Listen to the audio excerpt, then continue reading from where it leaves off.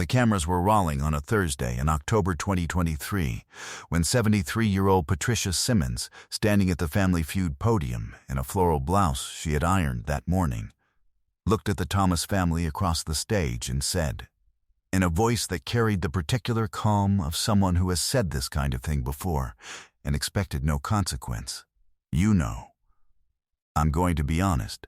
I don't think this country was built for people like you." The studio went silent immediately, not gradually. Immediately, the Thomas family, 5 people who had driven from Memphis to Atlanta in 2 cars, who had ironed their own matching shirts that morning, who had laughed in the green room and practiced their buzzer technique and hoped for enough prize money to cover their son's first semester, stood completely still. Steve Harvey, mid-sentence 3 steps away, stopped speaking. He turned his head toward Patricia Simmons slowly, the way a man turns when he needs to be absolutely sure he heard what he thinks he heard. He looked at her for 4 seconds. Then he looked at the Thomas family.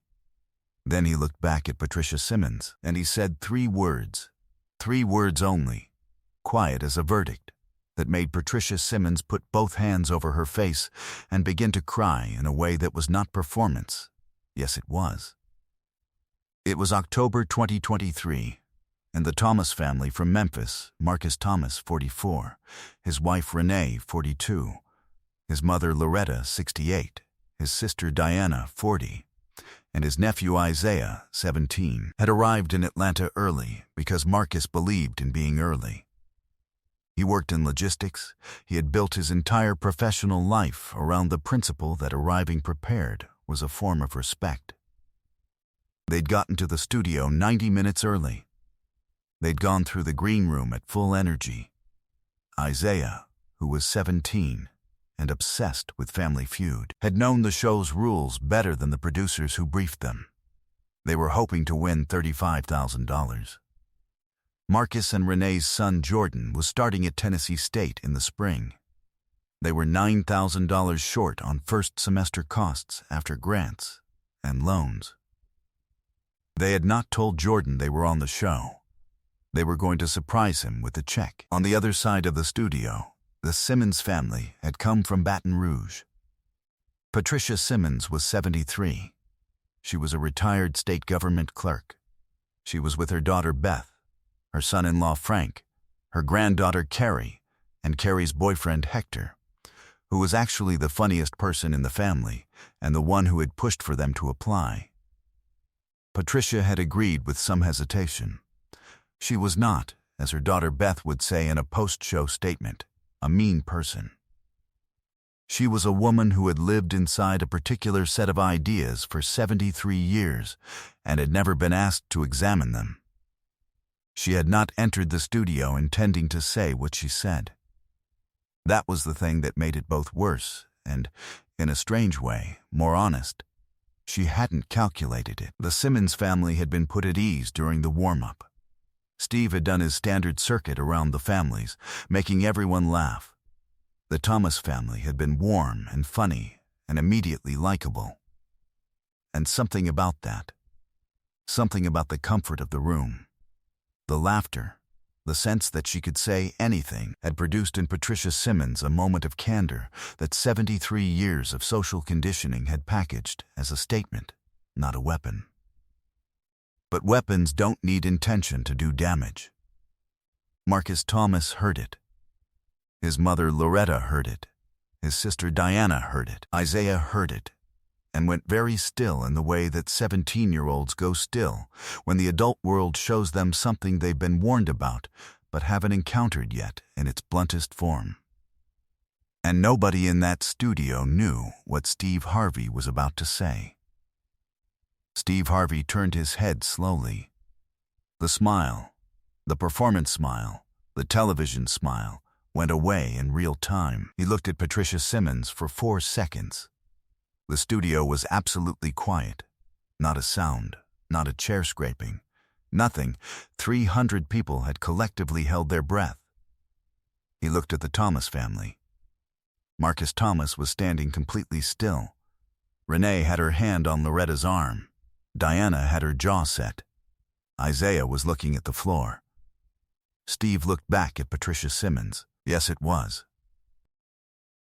3 words. Quiet as a verdict. Not a shout. Not an argument. Not a speech. Just a fact, stated with the certainty of someone for whom it is not a theory or a position, but a history. Yes, it was, he said again. Built by people who look exactly like them. With their hands, their labor, their lives. Before they were compensated a single dollar for any of it. That is not an opinion. That is the documented history of this country. And it belongs to them as much as it belongs to anyone in this room. Patricia Simmons had both hands over her face. Her daughter Beth was looking at the floor. Steve did not raise his voice. This was the thing that people would talk about afterward, that he never raised his voice. I want to be clear, he said to the room and to the camera simultaneously. I'm not angry at this woman. I want her to hear that. I am not angry. He paused. Because I've heard what she said, in different words, with different faces, my entire life. And I've spent my entire life refusing to let it determine what I'm able to do or where I'm allowed to stand. He turned to face Patricia Simmons directly. Ma'am, I'm going to ask you something. And I'm asking it honestly, not to embarrass you. Do you believe what you said? Patricia Simmons lowered her hands from her face. She was crying, not performance crying, the real kind, that comes from something being punctured that has been inflated for a long time. I don't know, she said, quietly. I've been told it my whole life. My daddy said it.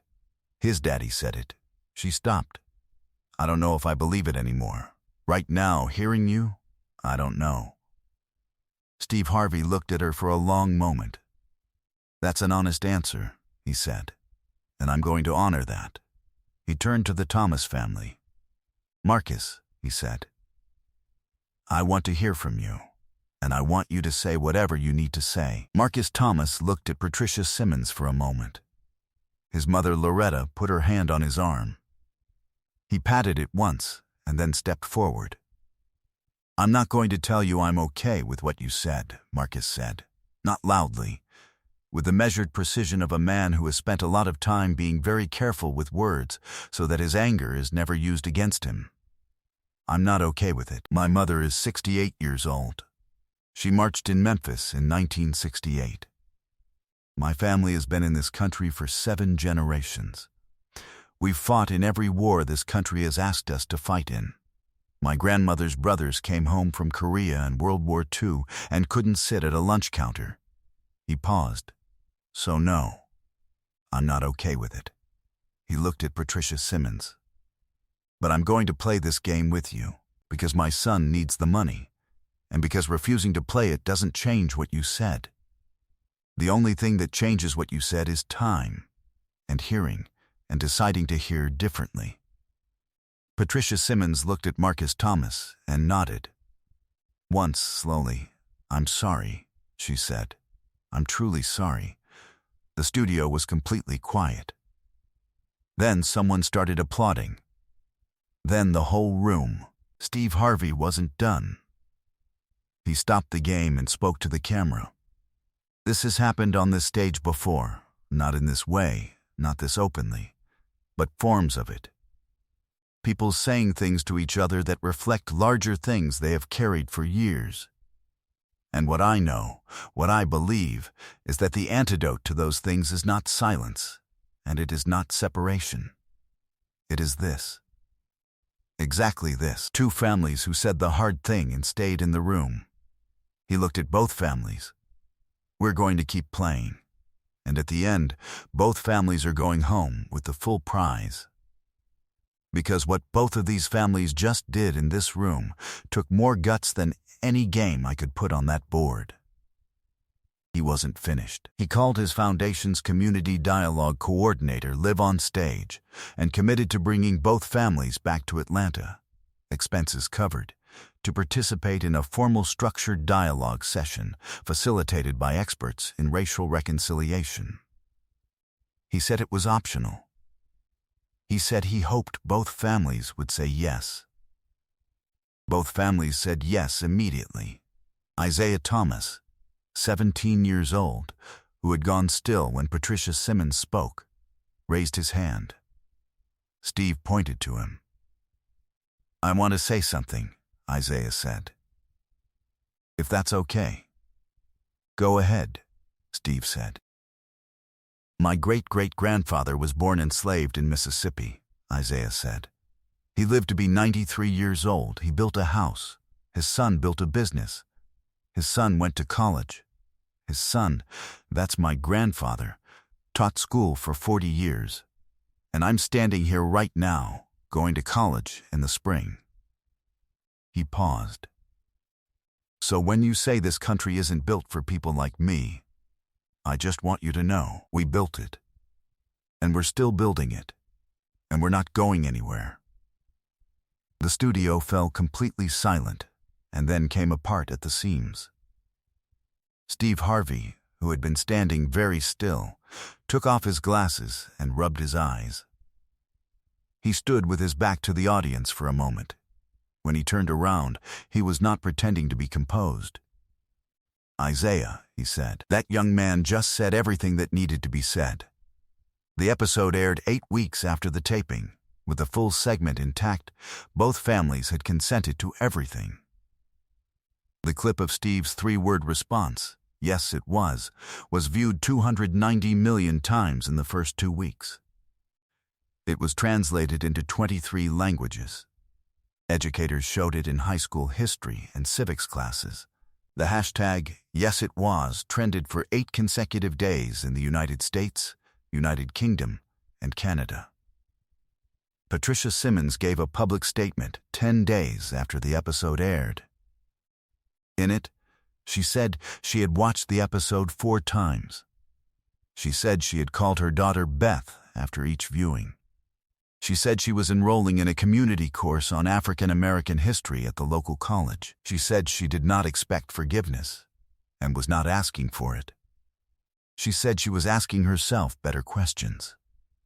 3 months after the episode, both families traveled to Atlanta for the reconciliation dialogue session. Isaiah Thomas and Carrie Simmons, who were nearly the same age, spoke the most, and the longest, and the most honestly. A year after the taping, the Yes It Was Foundation was established, its name taken from Steve's 3 words, dedicated to funding civic dialogue programs in communities across the American South. Its first program paired high school students from communities with documented histories of racial tension for structured, facilitated dialogue sessions. In its first year, the program reached over 5,000 students across 7 states. Today, Isaiah Thomas is in his first year at Tennessee State. He is studying history. He wrote his college application essay about a day in Atlanta when he stood at a podium and was told, in front of 300 people, that the country wasn't built for him, and chose to answer. His essay ended with a single line. 3 words turned the tide. I have a feeling words always will. Steve Harvey, reflecting on the episode, said, "People ask me why I didn't throw her off the show, why I didn't lose my temper, why I answered with 3 words and not 1,000. And the answer is, because I've been answering that question my whole life. I know exactly how to answer it. I've been answering it since I was a kid in Glenville. The answer is always the same. Not anger, not defeat. Just truth. Just, yes it was. Yes, I belong here. Yes, this is mine too. Some truths don't need volume. They just need to be said, clearly and without apology, in the presence of someone who has never been asked to hear them." Steve Harvey said 3 words. Isaiah Thomas said 7 sentences. And Patricia Simmons sat in the room and heard all of it. Sometimes that's where it starts. If this moment and the 3 words that answered a lifetime of a lie moved you, Make sure to subscribe and hit that thumbs up button. Share this with someone who needs to be reminded that the truth doesn't need to shout to be heard. Have you ever had to defend your right to belong somewhere that was always yours? Share your story in the comments. And ring that notification bell.